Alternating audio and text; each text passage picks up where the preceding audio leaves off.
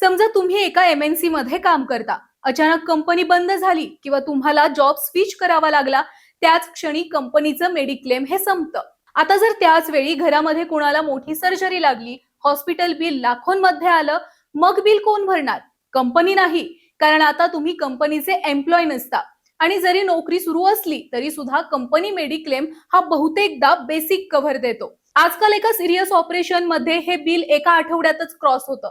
म्हणून फक्त कंपनी मेडिक्लेमवर अवलंबून राहणं म्हणजे फ्युचर धोक्यात टाकणं. खरी सुरक्षा कोणती? स्वतःचं स्वतंत्र हेल्थ इन्शुरन्स, जे कुठल्याही नोकरी, कंपनी किंवा परिस्थितीवर अवलंबून नसतं. कंपनी मेडिक्लेम हा बोनस आहे, पण शील्ड नाही. खरी ढाल म्हणजे तुमचं स्वतःचं कवच. जर तुम्हाला सुद्धा तुमचं फ्युचर सिक्युअर करायचं असेल तर आत्ताच स्वतःचा हेल्थ इन्शुरन्स घ्या.